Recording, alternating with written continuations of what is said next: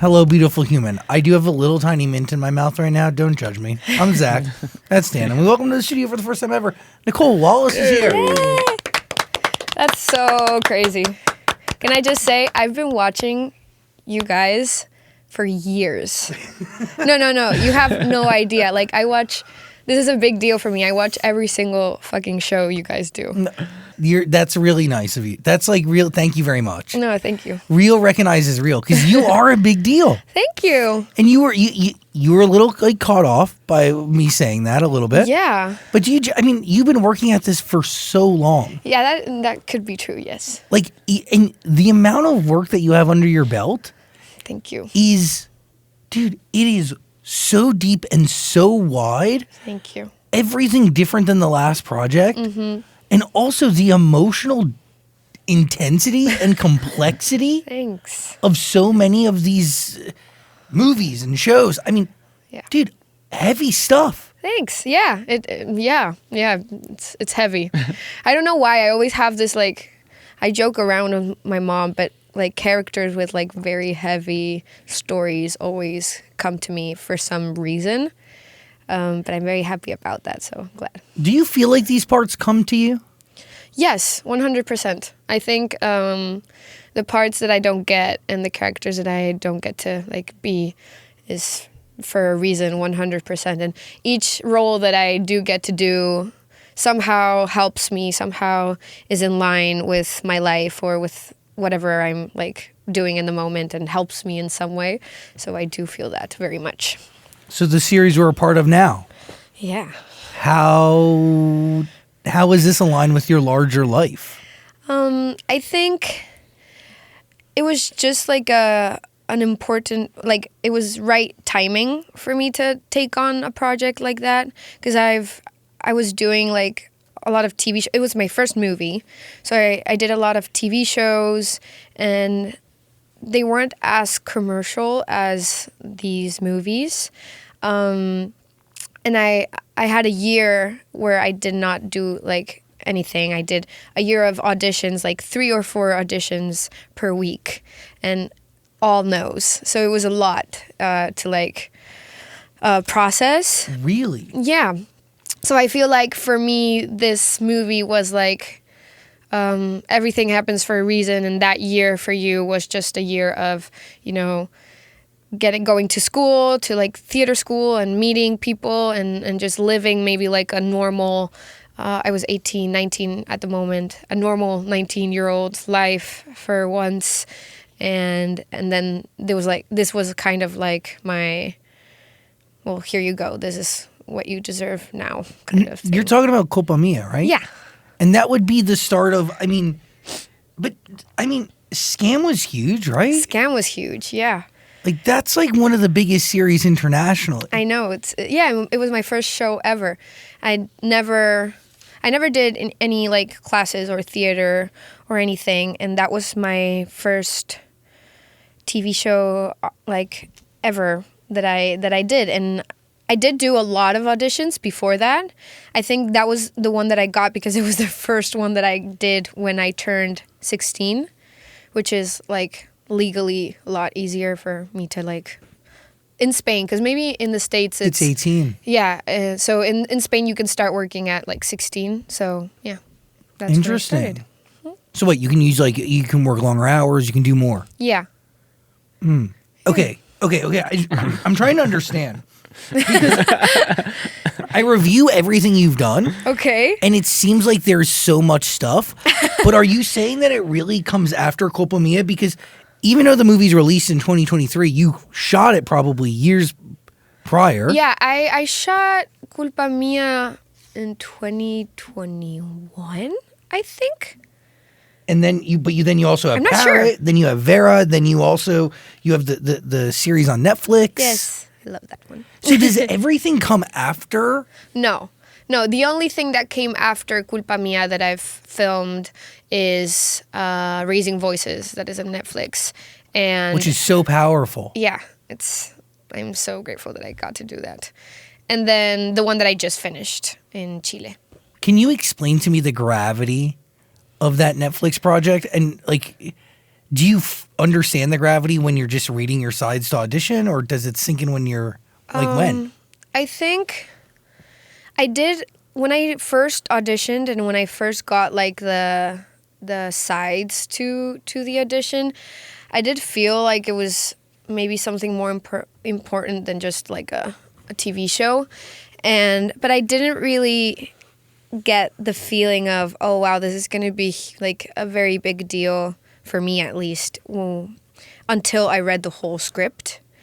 And that was already when I was casted. Like, I got casted and then you read the whole thing. And I was like, oh, wait, this is big and it's a lot of work and it's intense and it can mean a lot to a lot of girls. But I'm always very happy to be that person for and to, send that message. So I'm very happy I got to do that.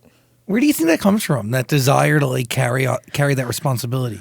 I think I've always had it since I was very little. My mom always says that I'm kind of a little Buddha, like Zen. Mm-hmm. I always say these, when I was little, I would say these very weird, just phrases, very spiritual when I was 6 or 7. And I love psychology. You studied it? I tried to study it. I studied it for a year, and then I stopped when I got work, and I would like to do it again at some point. It's always been in me. I think my mom and my sister are probably a big part of it because my mom's a very big feminist and has always taught me about feminism and about everything that's happening in the world, and that I have to fight for the people that can't fight for themselves. My older sister also was very bullied when she was younger, so I think seeing that and then growing up, I've always been the one that defends people in class and stuff like that. So yeah, it's kind of just in my personality. Even the process of breaking down a character, right? Mm-hmm. How much of it is empathy, and how much of yourself is lost in the process? A lot. I feel like you can't really be a good actor or actress if you don't understand and feel empathy for the character that you're doing. Because, you can do it, but it's never going to be 100% honest. Even if it's a complete psycho, even if it's an assassin, you have to at least understand where they're coming from. So it does sometimes... It's sometimes hard because I with Alma in Raising Voices, I had a very existential crisis where I was where's Nicole? My hair was completely black for it, which is not my real hair. I shaved part of my head for it. And it's not a different character than what Nicole is, but it's obviously not Nicole. And I did have a moment of I've been doing this and I've been this person for 4 months. I can't remember where Nicole went or what she does, or I don't have time to see my friends that define me. I don't have time to, do all the hobbies that define me. I just get to do my work, which I'm super grateful for, but then I go back and I go home and I look in the mirror and I'm not even me. So it is a process that I do have to get into therapy after and try to dye my hair back and little things and spend a lot of time with my friends and do all the things that I love, and slowly it does come back. But at the same time, it's so amazing because with Alma or with Noah or with all the characters that I do, sometimes parts of me come up that I forgot. And I think that happens a lot when you grow up. You kind of forget what you are when you're younger, and some of the things that define you when you're a little kid go away when you grow up. So with the characters, I'm able to bring them back, which is super cool.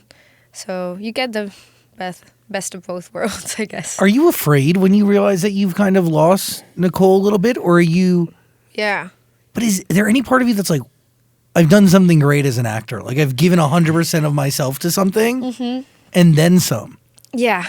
Yeah. I am afraid just because you put so much of yourself when you're filming.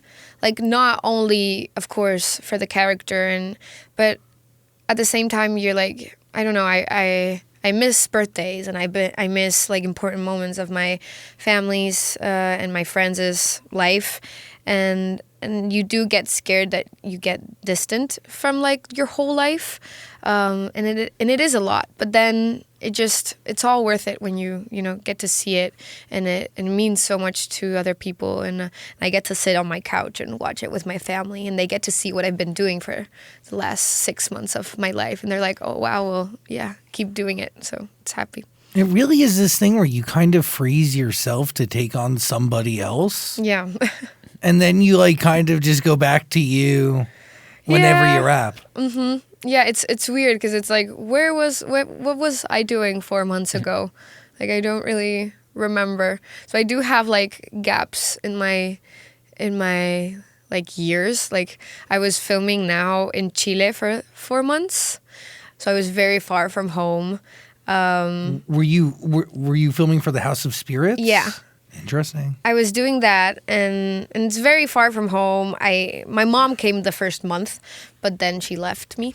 And so that was a lot to be like, come back now to my hometown and see all my friends. And I think obviously it's a little weird, and it's like, well, how have you been? And it's a lot to tell you because you've been like not here for 4 months. But at the same time, you get to realize that like the actual good friendships and the actual good like relationships that I have are so strong, and that nothing really that important happens in like the span of a year or 4 months or whatever.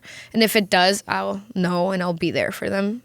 Like, so it's not that important. Yeah, and your real friends ride with you no matter what. And like the real friends are the ones that like when you see them, Yeah. it feels like Nothing happened. Yeah, Yeah. you haven't skipped a beat.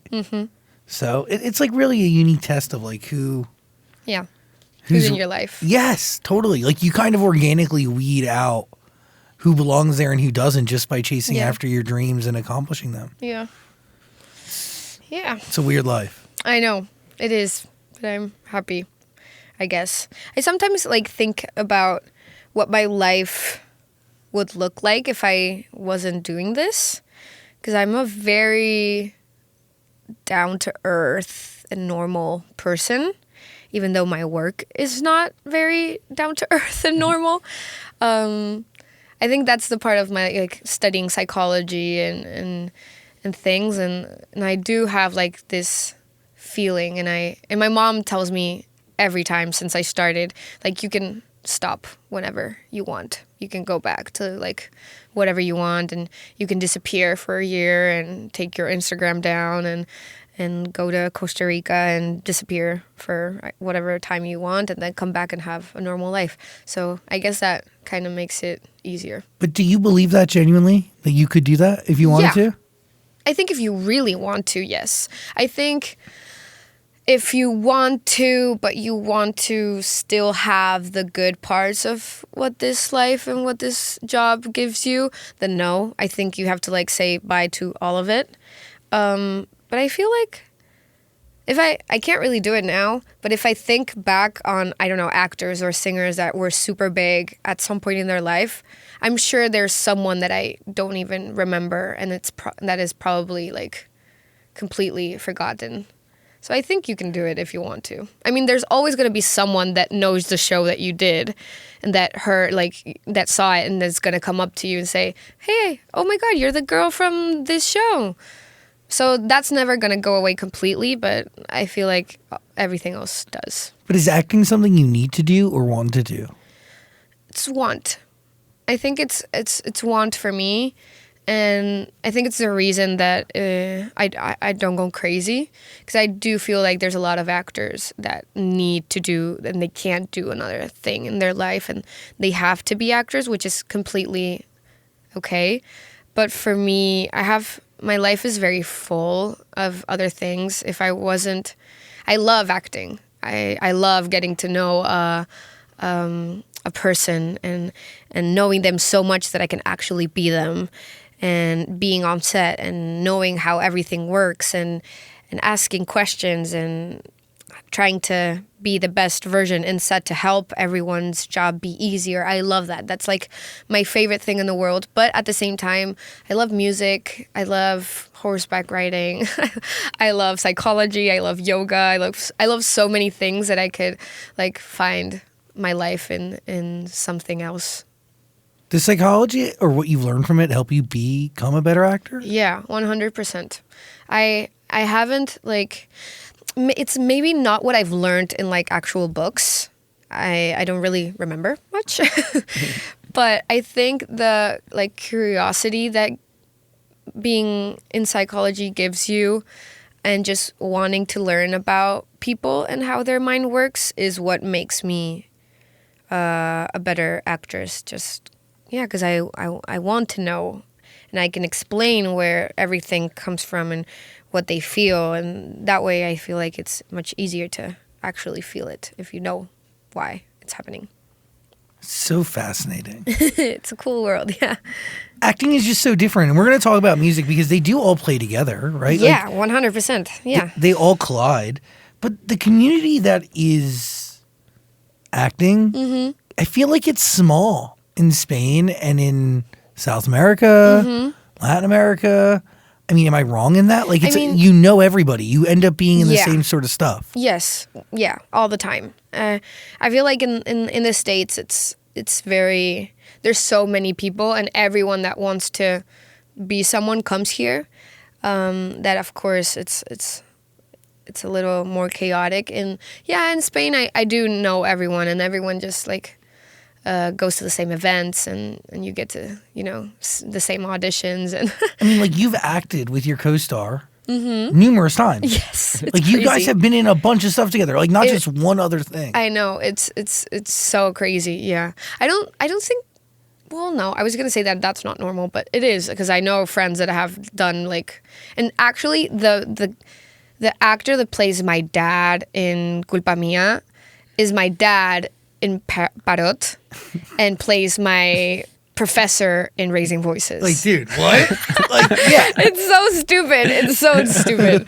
I don't understand it, but I guess it works, and that's why they do it. But you also build trust and chemistry with the people you work with, and you have like relationships that make things easier, which is a part of your job every day. Yeah. Right? Like, people forget that like your job is to make everyone else's job easier. Exactly. That is like such a important part. I think being a good actress is not only like your talent in front of a camera to like bring emotion to the scene that you're doing, because obviously that's what they're gonna see. But if you didn't do, like, if you're being stupid and if you're not helping everyone else around, like, a set is so big, there's so many people working around you, there's a camera, there's like 4 people or 5 people in the camera department, there's 5 people in the like sound, there's so much that if you're like, you're the tiny like tip of the iceberg, and if you don't try to make everything like better, then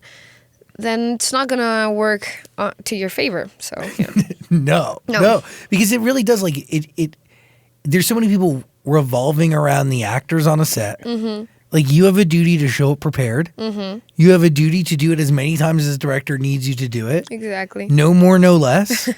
And like, but by the way, like, if you are late, if you throw a fit, if there's anything, everything goes, yeah. Every second costs money. Like, there's and nobody wants to be there all day. You're already there for 14 hours. Exactly.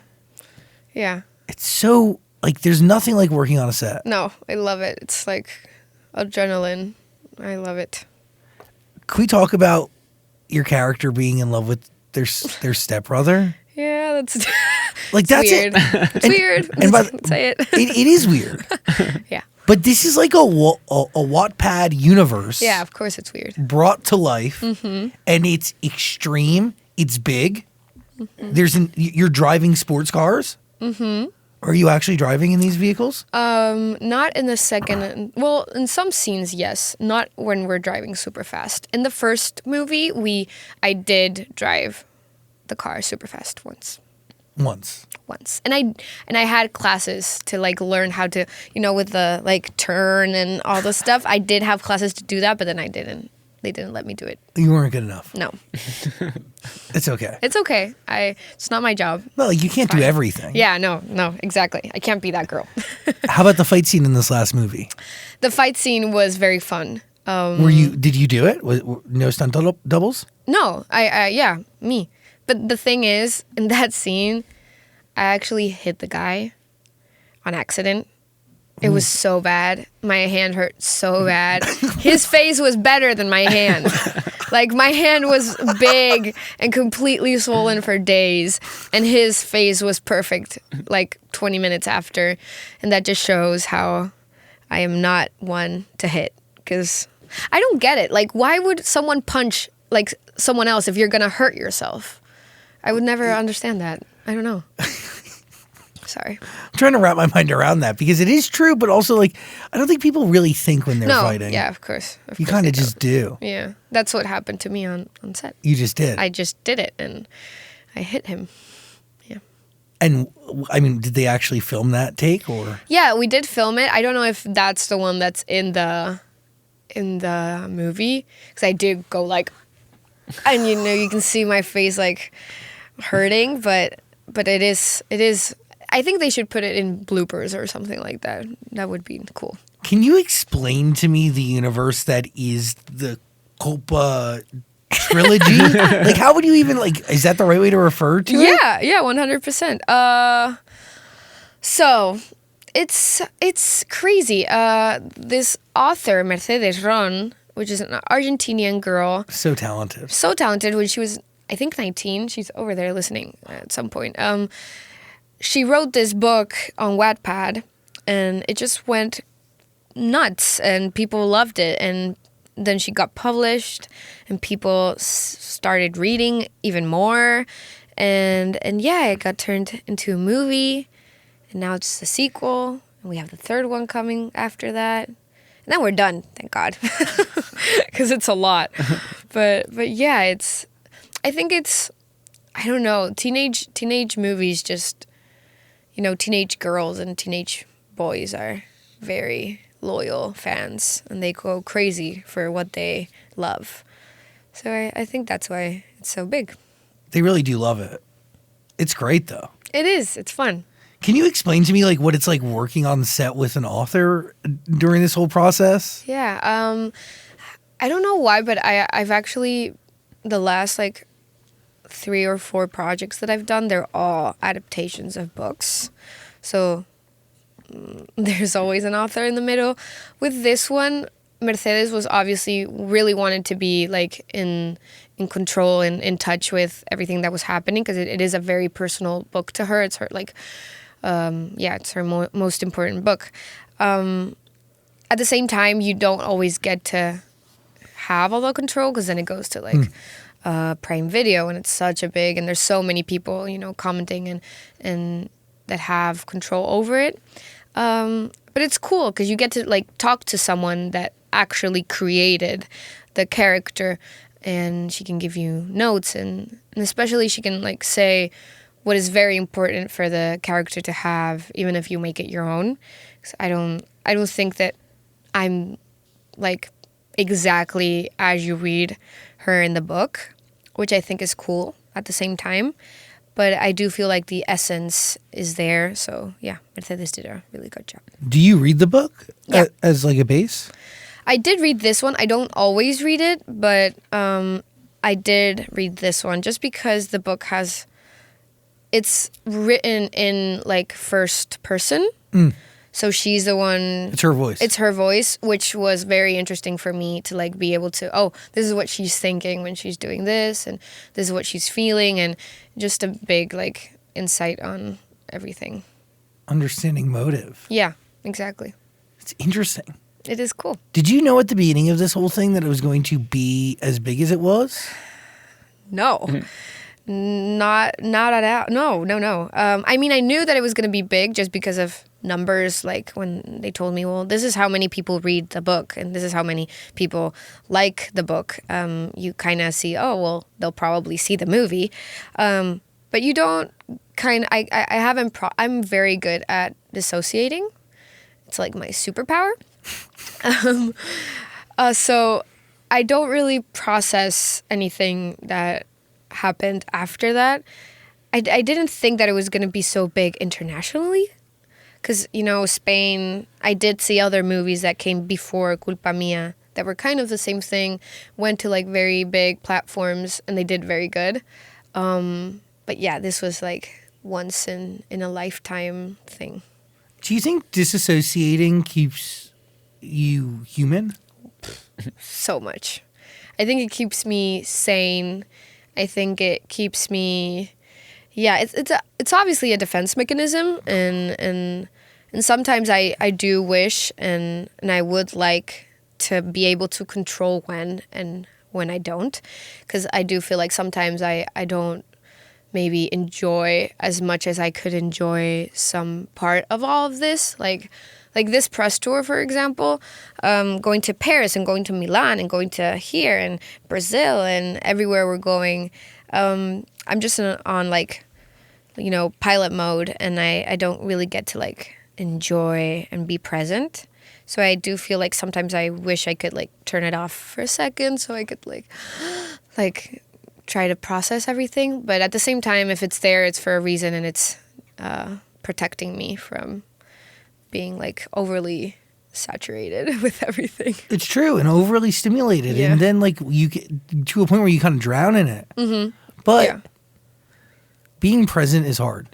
It is very hard. Yeah, I should meditate more often. I don't, but I should. Well, I think it's just moments that you would love to soak in, and you may look back on Yeah. being like, I was in Paris Exactly. promoting this sick movie. Yeah, but I think that happens when you're like at really cool concerts. I don't know if you've ever had that experience. That you're in an amazing or I don't know, Coachella or something like that, and you have like the most amazing like concert, and you're screaming, and then you go home and you're like, I can't remember what happened. Yeah. So I kind of have that, but just in like huge level. So, yeah. Like out of a 12-month period, like 8 months. in a every day for the past 4 years of my life. Yeah. Wow. Yeah. But it's weird because there is like, I understand it. Like I totally get it. And like, I think later in life, like, I don't know, presence will come. It's not something that just like naturally happens. Yeah. Because it's I scary to be present, dude. Yeah, I mean, yes, I guess being present can also like be scary. But you're present on set. I am. I'm very present in general, but I feel like I don't know. It's weird. It's like I'm present and I can like look into your eyes and have a like very good conversation, but at the same time, I'm completely like I've rehearsed this in my head, but I haven't. It's weird. I don't know. Yeah, I don't know. I'm a psychology major, so I like overthinking things. Yeah, do you diagnose yourself? Sometimes. I think it's, inevitable. By the way, you could see Culpa Tuya, Yes. Culpa Mia, You could, and then the next one, Culpa... Nuestra. That's right. Yeah. They're all on Prime Video. Have you, like, heard yourself in other languages? I have. It's actually my favorite thing to do, just, like, be with all my friends and put random, like, languages. And they have, like Spanish, like Basco, like the language in the north of Spain. And then they have Catalan. So they have, like, all of those. And then they have, like, really, like, I don't know, Mandarin.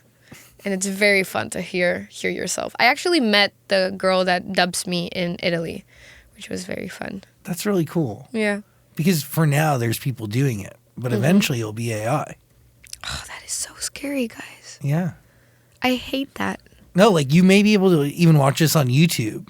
And we're speaking oh my God. Spanish. I hate it.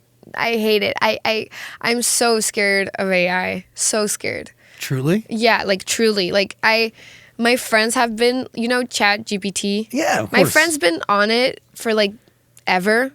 And I just this year tried it for the first time. And I love it because he's my best friend now. But at the same time, What are you using it for? you can do whatever you want. I sometimes like, I don't know, when I'm having a discussion or like a conversation that I am not under, when I'm talking to a species that I'm like, how is this person trying to communicate with me? I'll just do a screenshot and put it to ChatGPT and say like, what do you think is this person like? What do you think of this conversation? And it'll just analyze the whole ass messages. What? And it's amazing. It's amazing because if you're a person with anxiety and if you're a person that overthinks a lot of conversations, it helps you be logical. And it helps you just like be like, oh no, this person is just telling me that they'll see me like in 2 days. They're not telling me that they hate me and don't want to see me today. So it's really cool for that. Yeah. Wait, that's amazing. I know. I've never met anybody It's the only perk of my AI. I hate everything else. I've never met a human being who uses ChatGPT to analyze their text message conversations. Oh, now you have. Yeah. Impressive. And it's helped tame your anxiety. Yeah, sometimes you're just like, oh yeah, okay. Yeah, there's no like double meaning in this. Yeah, okay. And then, yeah, it's better. Technology, man. I know. It's amazing. It's hard, yeah. By the way, are Noah and Nick going to end up together? Oh. I mean, if you read the book, you know what's going to happen. Oh, I haven't. I'm just I into know. the movies. But Sorry. no, I mean to like people. But I mean, I have to say that you'll have to see it in the third one, but I think they do go up and down a lot. They're not a very stable relationship as one has. Yeah, they're the toxic kind of relationship. I mean, yeah. They're also step siblings. Yeah. I can't get over that. Yeah, but to be fair, like they meet like when they're older, they didn't know each right? Like Exactly. It's not horrible. Like they're not family. They're just like put in a very weird situation. You know, Gossip Girl? That happens in Gossip Girl all the time. Like Dan and Serena are together a lot when their parents are together. So it's fine. Interesting. What are you thinking over there? Do you have anything to do with My Fault London? Oh, I do not. I didn't even know they were filming it or that they were doing it until they told me. And now it's going to come out. But yeah, I had no. I'm glad that they don't really look like us. Yeah. Because at least that's like different, and it's cool because it's London, so it's gonna be very different, I guess, because London is very different than Spain, but I'm very excited to see it. I haven't seen anything. So We're talking about the global adaptation. Yeah. Like, is there going to do different, I guess, like versions for different parts of the world? I don't know if it's going to turn into a scam. It might. I have no idea. That I was with Asha. She's the girl that plays Noah in London. We was like talking. We was, do they want to do like a Marvel universe with this? Like, this is going to be crazy. This is going to is it going to turn into like, I don't know. Maybe. I have no idea. I'll probably know when it's already done. It is really interesting because they do that for another show. There's one other show that Priyanka Chopra's in, and it's like it's Citadel, I believe. Oh yeah, Citadel. And yeah. there's like Citadels for different parts of the world. Yeah. It's kind of like coming from the same story source. Mm-hmm. It's really cool. By the way, all available on Prime Video. You can click the link below. Yeah. Tap on in. Definitely available with your Prime subscription. We'll put a code on the screen too. What's the future of the music? Are you going to continue doing that, or is that on hold for now? Please continue. Thank you. It is on hold, but I did do I went to a conservatory for 6 years, so I played the viola and the piano and Baller. yeah, and did all that for a bunch of. So music has always been the first thing in my life, but the way I got into music wasn't the best that I could have gotten into it, because I didn't really know. I got signed and a manager that really didn't was really on me or present as I would have liked. So I got very unmotivated for it, and I think if you don't have a very good team with you in the music industry that like actually trusts in your project even more than you sometimes. It's a very hard industry. So that happened, and I still have a lot of music that I have not like put out. I do still write music, but I would like to do something together. I would like to do musicals, and you know, I don't know. I think of course Wicked right now is like the biggest thing in the world, and that would be my dream. But I think Rachel Zegler does a great job of like bringing the two together. So I would like to start there, and maybe if that is like, you know, fluid and goes good, then maybe put out music. But I don't want to force it. I just want to, like, you know, life and the universe do its thing, and I'll be open to whatever. Can you read music? Yeah, not super well. I'm a little like, I've forgotten quite a bit, but if I go back to it, I could read. It's like, yeah. It's cool. Would you score a movie? Ooh, I don't think so. I think I think that's very hard. Like that's a lot of time and a lot of effort. And I actually have one of my best friends actually does that for a living, and he's amazing. He does all my sister's movies. Yeah, your sister's a director. Yeah, she's the coolest. You got a cool family. I do. I'm very grateful. They must be so proud of you. Yeah, my mom has like every once in a while, we laugh about it, but every once in a while she'll go like, it's getting a little bit into your head. You need to calm down. You need to sit down. And I literally like probably did not say a word, but she'll just say it like twice every 2 months to like be sure that I'm not going into La La Land. But it's, by the way, it's hard to not go to La La Land. Yeah, it's hard. I think maybe it's easier in Spain because it's not as big as it's here, but it's scary here, bro. It's very scary here. Yeah, it is. Yeah. Have you worked with your sister? I haven't. Is that something you'd want to do? I mean, I haven't, like, professionally.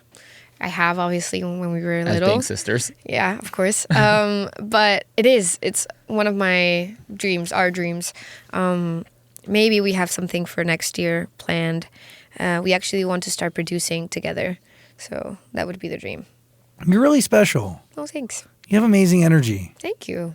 Please keep coming back to our show. Oh, I would love that. Yeah, you're incredible. Have me anytime. Literally, come. And, dude, music, movies, TV, things you're producing, our couch is always here. Thanks. And please don't ever stop making music. No, I won't. It'll be there. I don't know. It'll just, if I'll put it out and put all that energy into, you know, making it go out to the world. By the way, like, the record did great. Thank you. Yeah, I mean, it was very viral. Yeah, it was. Talking about Bella, by the way, you can Yes. listen to it on Amazon Music. Actually, that is a song. Well, it's typical. No, the first song that you make, you hate it. But it is a song that I didn't want to put out because it's not.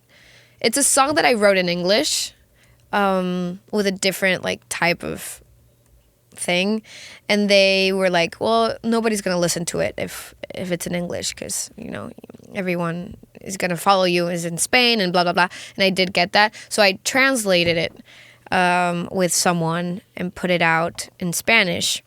And I was not a fan of it, and I didn't want to put it out, but my record deal was like, oh no, this is gonna be good. And I mean, it did well. I'm very happy, but it's not the song that I'm like, yeah, listen to me. That's me. Yeah, it's not representative of who you are as an artist. Not at all. Not at all. So you have more of that story to tell. Yes. Well, we're around. Yay. I did have a dumb question. That kind of reminds me. But is acting in English and Spanish like the same for you, or is one easier than the other? When I was starting, English was easier for me because now I do, but I wouldn't watch stuff in Spanish, and I wouldn't listen to music in Spanish. So all my like creative art and like references were all in English. So when I act in my head, like I don't know, in my bathroom or whatever, and when I was little, it would be in English. So when I started doing auditions in Spanish, it was harder for me. But I guess now that I've done all of it in Spanish, I am doing auditions in English, and I have been for a while, and I do like it, and I don't have to like change my brain to like act in English, but it is a handicap. I have good English, but I do still have a little bit of an accent in some like words when I'm very tired or stuff like that. So it is a little bit of more of an effort now. Do you think in English or Spanish? It depends. These days, I think in Spanish, but when I'm talking in English, I don't know. My brain gets like wobbly.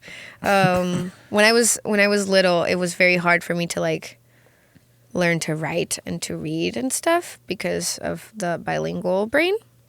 But now it's mostly in Spanish.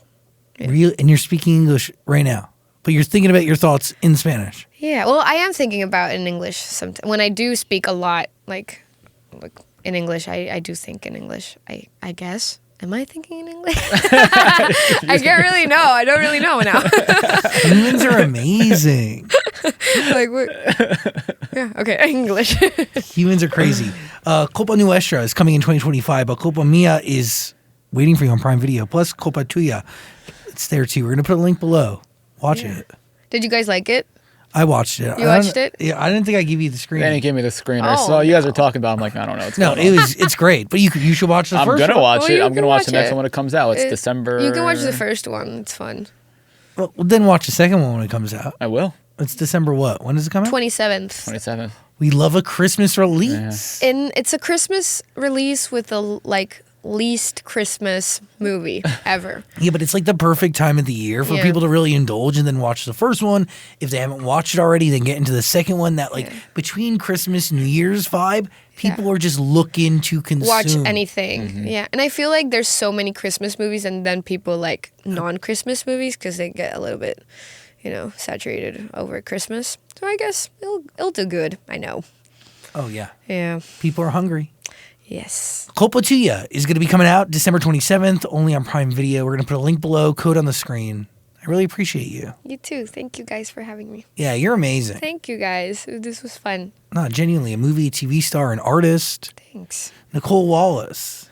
Is that? Did I pronounce your name right? Yes. God, it's so American. I know. Well, my dad's American. That's right. And my full name is very interesting. What is it? Because I have a second name. It's Nicole Alejandra, which is my Spanish, and then Wallace, and then my second last name is Del Barrio. Oh, that's stunning. Yeah, which means of the hood in Spanish. So I'm Nicole Wallace of the hood. Makes a lot of sense to me. Nicole Wallace of the hood, everybody.